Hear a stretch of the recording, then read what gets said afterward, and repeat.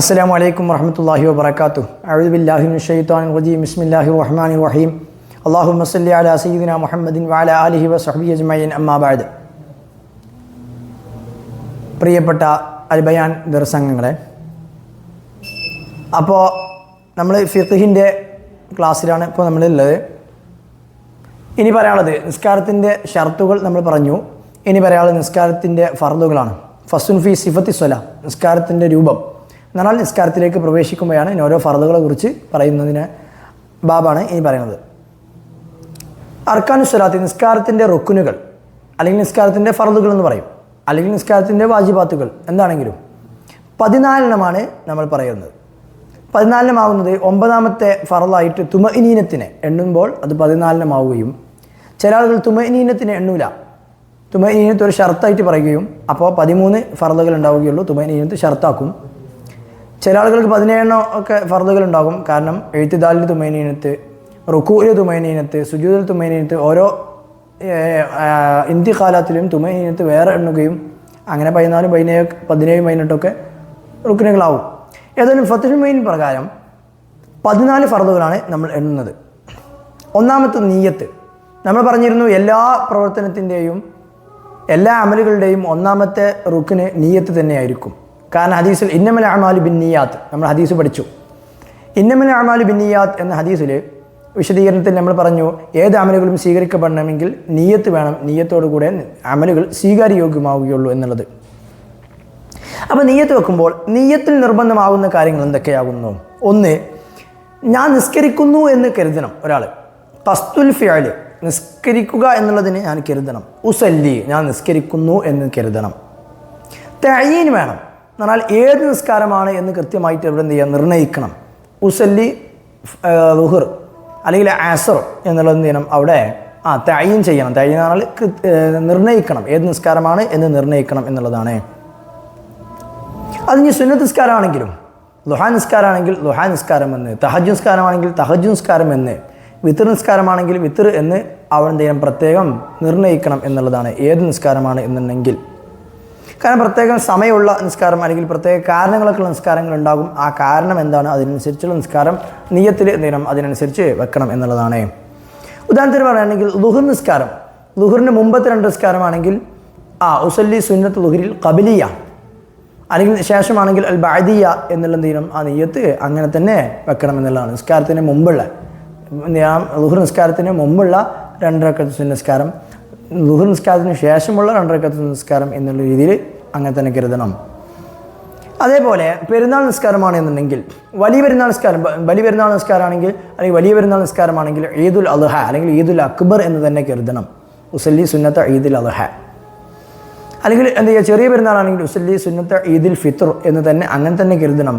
അല്ലാതെ പെരുന്നാൾ നിസ്കാരം ഉസല്ലി സുന്നത്തൽ ഈദ് എന്ന് മാത്രം കരുതിയോണ്ട് പറ്റൂല. അപ്പോൾ അതേപോലെയാണ് പറഞ്ഞത്. അപ്പം ഇനി എന്ത് ചെയ്യാം, വിത്ർ നിസ്കരിക്കുമ്പോൾ അവിടെ പ്രത്യേകം എണ്ണം കരുതണമൊന്നുമില്ല.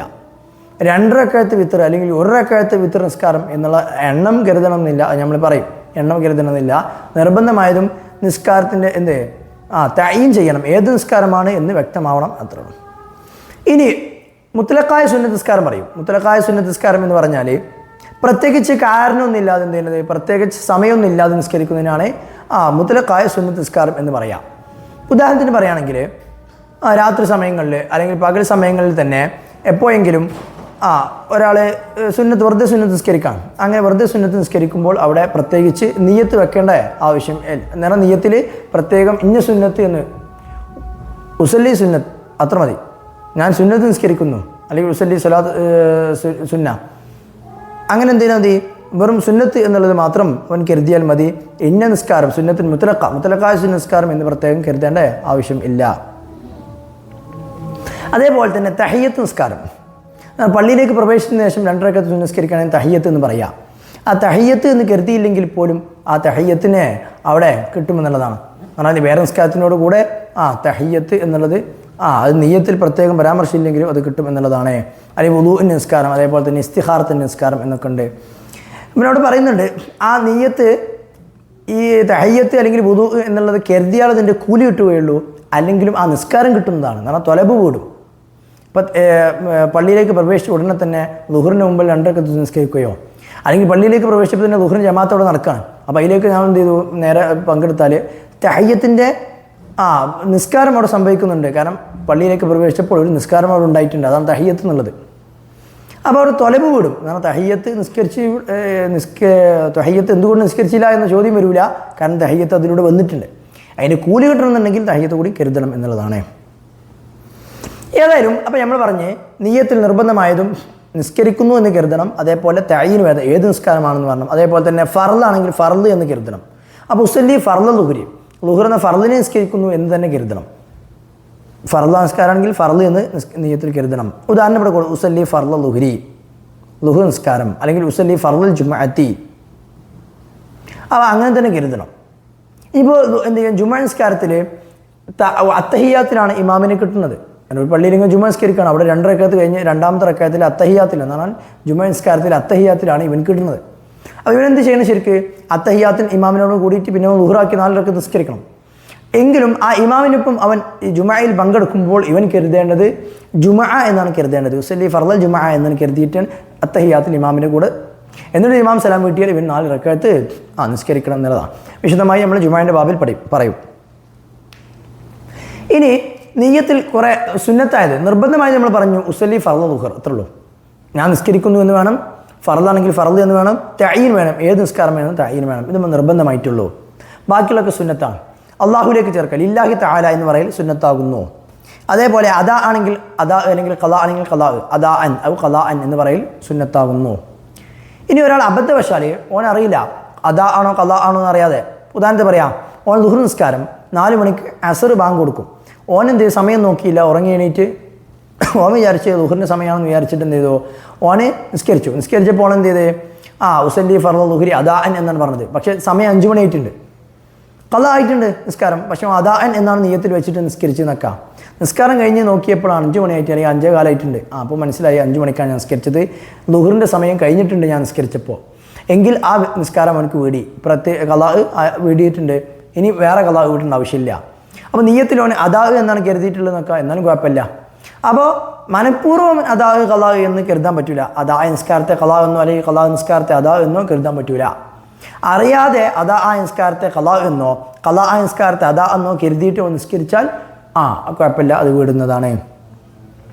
അതുപോലെ തന്നെ മുസ്തഖ്ബിലുൽ ഖിബ്ല, ഖിബ്ലക്ക് മുന്നിട്ട് എന്ന് പറയൽ അതും തന്നെ സുന്നത്താകുന്നു. പിന്നെ റക്അത്തിന്റെ എണ്ണം 4 റക്അത്ത്, 4 റക്അത്തിൻ, 3 റക്അത്തിൻ, അല്ലെങ്കിൽ റക്അത്തൈനി എന്നെന്ത് ചെയ്യുക, റക്അത്തിൻ്റെ എണ്ണങ്ങൾ പറയുന്നത് അത് സുന്നത്താകുന്നു.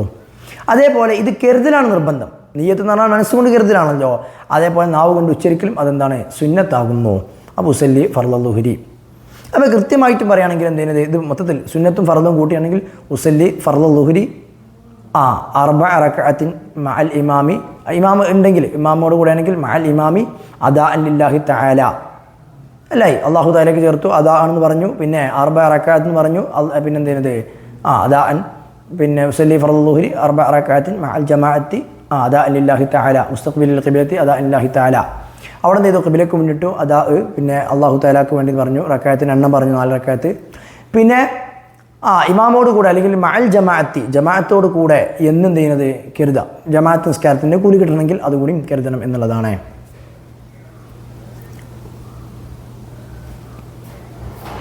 ഇനി ഒരാളെന്ത് ചെയ്ത് നിയ്യത്ത് നിസ്കാരം തുടങ്ങിയ ശേഷം അവനക്ക് സംശയം, ഞാൻ ഇപ്പോൾ നിയ്യത്ത് വെച്ച് ഫുള്ളായോ, ഇനിയിപ്പോൾ ഞാൻ ളുഹറിനെ കരുതിയത് അത് അസറാണോ കരുതിയത് എന്നുള്ള സംശയമൊക്കെ വന്നു.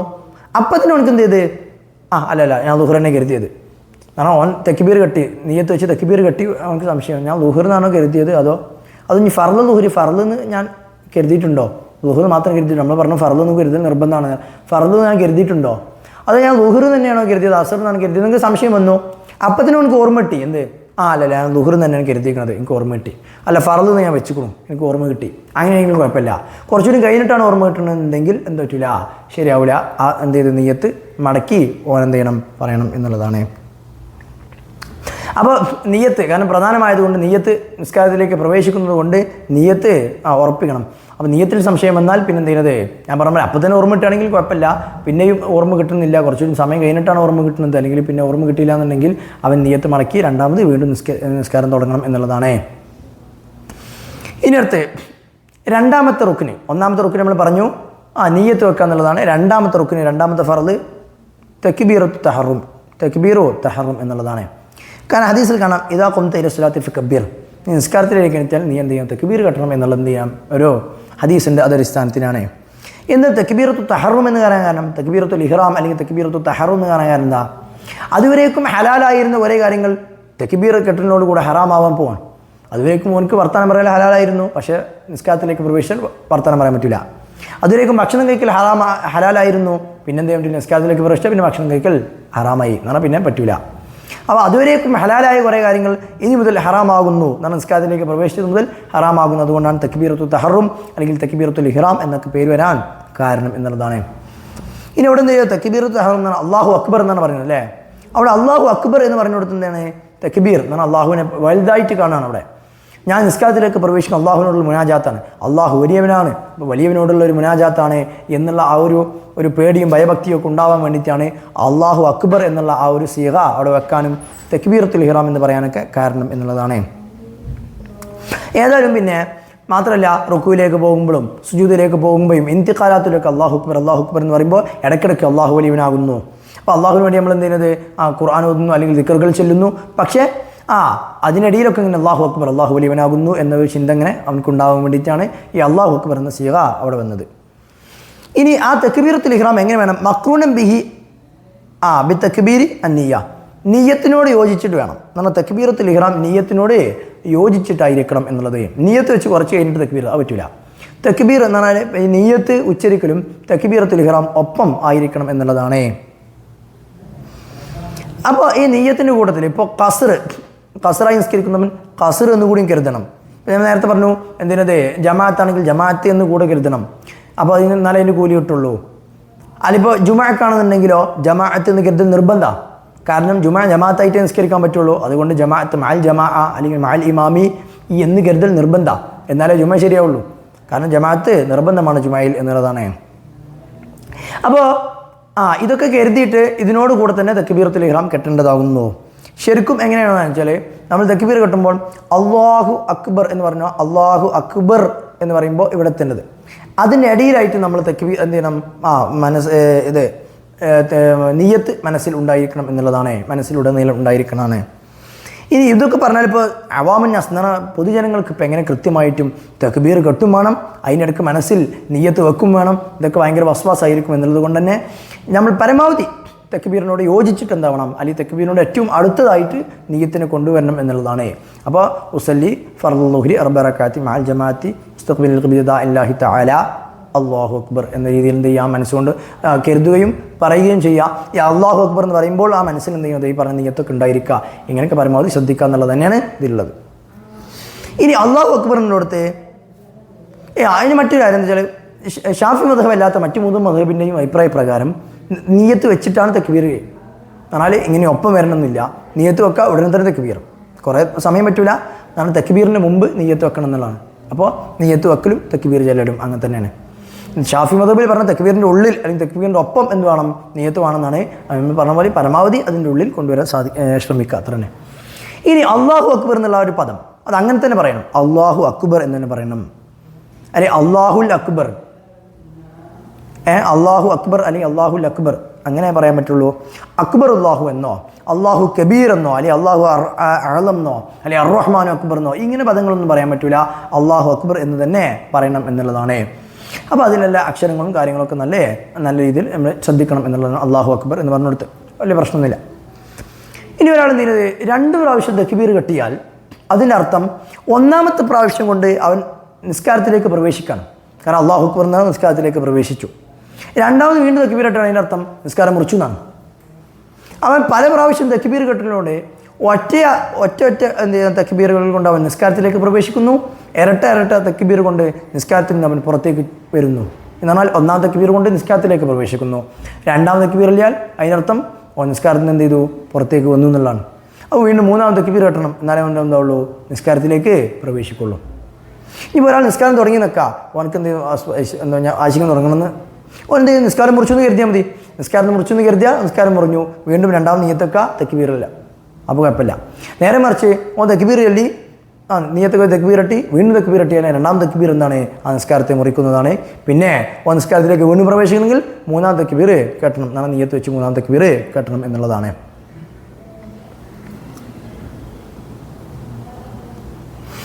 ഇനി ഓനെന്ത് ചെയ്യുന്നത് രണ്ടാമത്തെ തക്ബീർ കൊണ്ട് ഓനെ ഈ നിസ്കാരം മുറിക്കണം ഉദ്ദേശിക്കുകയാണെങ്കിൽ കേട്ടോ, ഒരാൾ രണ്ടാമത്തെ തക്ബീർ കൊണ്ട് എന്ത് നിസ്കാരത്തെ ഉദ്ദേശിക്കുന്നില്ല. ഞാൻ നേരത്തെ പറഞ്ഞ പോലെ ഒരാൾ ഒന്നാം തക്ബീർ കെട്ടി ഓനക്ക് ശരിയെന്ന് തോന്നിയില്ല, രണ്ടാമത്തെ ഒരാൾ എന്ത് ചെയ്തു തക്ബീർ വീണ്ടും കെട്ടിയാൽ കുഴപ്പമില്ല. ഓൻ ഒന്നാമത്തെ തക്ബീർ കെട്ടുകയും ഓനെന്ത് ചെയ്യുന്നത് രണ്ടാമത്തെ തക്ബീർ കൊണ്ട് ഓൻ എന്ത് ഉദ്ദേശിക്കുന്നത് നിസ്കാരം മുറിക്കണമെന്ന് ഉദ്ദേശിക്കുകയാണെങ്കിൽ ആ നിസ്കാരം മുറിയുകയും പിന്നെ മൂന്നാം തക്ബീർ കൊണ്ടാണ് അവൻ നിസ്കാരത്തിലേക്ക് പ്രവേശിക്കുക. ഓക്കെ, ഇപ്പോൾ സാധാരണ രീതിയിൽ ഇപ്പോൾ ഇങ്ങനെ വസ്വാസ് ഉണ്ടാവുകയാണെങ്കിൽ തന്നെ നമ്മൾ എന്ത് ചെയ്യേണ്ടതെന്ന് വെച്ചാൽ ഒന്നാം തക്ബീർ ഇട്ടുക, എന്നിട്ട് എന്ത് ചെയ്യുക, എന്തെങ്കിലും വസ്വാസ് ഇനി ഒന്നുകൂടി തലക്കം തന്നെ തുടങ്ങണം തോന്നുകയാണെങ്കിൽ നിസ്കാരം മുറിച്ചു എന്ന് കരുതിയാൽ മതി. നിസ്കാരം നമ്മൾ പറയും വിശദമായിട്ട്, നിസ്കാരം ഒരാൾക്ക് മുറിച്ചു എന്ന് കരുതുകയോ മുറിക്കണമെന്ന് തോന്നുകയോ അല്ലെങ്കിൽ മുറിച്ചോ ഇല്ലേ മുറിക്കണോ വേണ്ട എന്നുള്ള സംശയം വരികയൊക്കെ ചെയ്താൽ തന്നെ എന്ത് ചെയ്യും നിസ്കാരം മുറിയുന്നതാണ്. അപ്പോൾ ഏതായാലും ആ നിസ്കാരം മുറിയിലോടുകൂടെ പിന്നെ എന്ത് ചെയ്യുക രണ്ടാമതേ അവൻ വീണ്ടും തക്ബീറിട്ട് നിസ്കരിക്കാവുന്നതാണ്. ഇനി തക്ബീർ എന്ത് ചെയ്യാൻ ചെല്ലുമ്പോൾ അത് അവൻ്റെ ശരീരത്തെ കേൾപ്പിക്കണം. തക്ബീർ എന്നല്ല, കൗലിയായ എല്ലാ റുക്കനുകളും അങ്ങനെയാണ്, ശരീരത്തെ മുഴുവനായിട്ടും കേൾപ്പിക്കണം. എന്ന് പറഞ്ഞാൽ അവനങ്ങനെ ഉച്ചരിക്കുമ്പോൾ ശരീരം മുഴുവൻ കേൾക്കുന്ന രീതിയിലായിരിക്കണം എന്നർത്ഥം. വല്ല മനസ്സിൽ കരുതിയാൽ പോരാ, ബിസ്മില്ലാ ഫാത്തിഹ അങ്ങനെ മനസ്സിൽ ഇങ്ങനെ കരുതുക അതുപോരാ, അങ്ങനെ എന്ത് ചെയ്യുക ഉച്ചരിക്കണം എന്നുള്ളതാണ്. ഇനി അള്ളാഹു അക്ബർ എന്നുള്ളടത്ത് ആ റായിന് സുക്കൂൻ കൊടുക്കാനാണ് എന്ത് ചെയ്യും ഏറ്റവും അഫ്ദൽ. അള്ളാഹു അക്ബർ ശരിക്കും അത് അറബി ഭാഷയുടെ നഹ്വിൻ്റെ ഇറാബ് പ്രകാരം അള്ളാഹു അക്ബറു എന്നാണ് ഉണ്ടാവുക. അള്ളാഹു അക്ബറു എന്നാണ്. അള്ളാഹു മുബ്തദ, അക്ബർ എന്നുള്ള ഖബർ, ഖബറിൻ്റെ ഇറാബ് റഫ് ആകുന്നു. നഹ്വ് പഠിക്കണം, നഹ്വിൽ അങ്ങനെ ഉണ്ടാവുക. അപ്പോൾ ശരിക്കും അള്ളാഹു അക്ബറു എന്നൊക്കെ ഉണ്ടാവുക. അപ്പോൾ അള്ളാഹു അക്ബർ എന്നുള്ളടത്ത് വഖഫ് ചെയ്തിട്ട് അല്ലെങ്കിൽ സുക്കൂനാക്കിയിട്ട് അള്ളാഹു അക്ബർ എന്ന് പറയലാകുന്നു ഏറ്റവും നല്ലത് എന്നുള്ളതാണ്. ഇനി തക്ബീർ ചെല്ലുമ്പോൾ തന്നെ കൈ ഉയർത്തൽ സുന്നത്താകുന്നു. തക്ബീറിൽ നിർബന്ധമായ തക്ബീറത്തുൽ ഇഹ്റാം പറയലാകുന്നു, എന്നാൽ അതിന് സുന്നത്താകുന്നു എന്ത് ഇങ്ങനെ കൈ ഉയർത്തുക എന്നുള്ളത് സുന്നത്താകുന്നു. കൈ ഉയർത്തുമ്പോൾ കൈ ഇങ്ങനെ വെളിവായിട്ടായിരിക്കണം ഉയർത്തേണ്ടത്. മാത്രമല്ല കൈ നല്ല അടുപ്പിക്കാൻ പാടില്ല, വളരെ വീഴ്ത്താൻ പാടില്ല. ഏകദേശം ഒരു മിതമായ രീതിയിൽ ഇങ്ങനെ വീഴ്ത്തിയിട്ട് ഈ ചുമരിന് നേരെ ഏറ്റവും വരേണ്ടത്. മാത്രമല്ല അവൻ്റെ വിരലിൻ്റെ തുമ്പുകളൊക്കെ ചെവിൻ്റെ നേരെ വരേണ്ടതാകുന്നു. അതേപോലെ ഈ തള്ളവിരൽ അത് ഈ ചെവിൻ്റെ ഒരു ഇതുണ്ടാവും, ഒരു ചെവിക്കുന്നെന്ന് പറയും, ഷെഹ്മത്തിൽ ഒതുങ്ങെന്ന് പറയും, അതിനോട് നേരെ ആയിരിക്കാം വരേണ്ടത്. ഈ രീതിയിലാണ് അവനെ തക്ബീർ ചെല്ലണം എന്നുള്ളതാണ്. ഓക്കെ, എങ്ങനെ വെച്ചാൽ അള്ളാഹു അക്ബർ എന്ന് പറയുമ്പോൾ ഇവിടെ എത്തേണ്ടത് അള്ളാഹു അക്ബർ എന്നാണ്. അള്ളാഹു അക്ബർ എന്ന് പറയുന്നതോടുകൂടെ അവന് കൈ ഉയരുന്നു. അള്ളാഹു അക്ബർ എന്ന് പറയുന്നതോടുകൂടെ കൈ ഇവിടെ എത്തേണ്ടതാകുന്നു. അത് കഴിഞ്ഞിട്ട് പിന്നെ എന്ത് ചെയ്യുന്നത് കയ്യെ താത്തേണ്ടത്. ഇനി ഇത് തക്ബീറത്തുൽ ഇഹ്റാമിൽ മാത്രമല്ല, കൈ ഉയർത്തേണ്ട സ്ഥലങ്ങളിലൊക്കെ റുക്കൂയിലേക്ക് പോകുമ്പോൾ, ഖിയാമിൽ നിന്ന് റുക്കൂയിലേക്ക് പോകുമ്പോൾ കൈ ഉയർത്തണം. റുക്കൂയിൽ നിന്ന് ഉയരുമ്പോൾ എന്താവണം കൈ ഉയർത്തണം. പിന്നെ സുജൂദക്ക് പോകുമ്പോൾ കൈ ഉയർത്തേണ്ട ആവശ്യം. ഒന്നാമത്തെ അത്തഹിയാത്തിൽ നിന്ന് അവൻ എണീക്കുമ്പോഴും അവൻ എന്താവണം കൈ ഉയർത്തണം. ഈ ഉയർത്തേണ്ടടുത്തൊക്കെ ഞാൻ നേരത്തെ പറഞ്ഞതുപോലെ ചുമരിന് നേരെ വിരലുകൾ നാക്കി ഈ ചെവിൻ്റെ നേരെ വരണം, ആ രീതിയിലാണ് ഉയർത്തേണ്ടത് എന്നുള്ളതാണ്. നേരത്തെ പറഞ്ഞതുപോലെ അള്ളാഹു അക്ബർ എന്ന് പറയുമ്പോൾ ഇവിടെ എത്തും.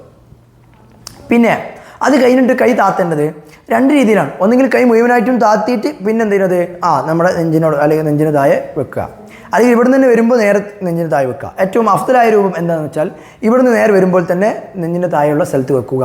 കൈ താഴ്ത്തി പിന്നെയും പൊന്തിച്ചിട്ട് ഈ നെഞ്ചിനെ താഴ്ത്ത് വെക്കുന്നതിനേക്കാളും നല്ലത് ഇവിടുന്ന് വരുമ്പോൾ തന്നെ നേരെ നെഞ്ചിന് താഴെ വെക്കലാണ് ഏറ്റവും അഫ്ദലായ രൂപം എന്നുള്ളതാണ്.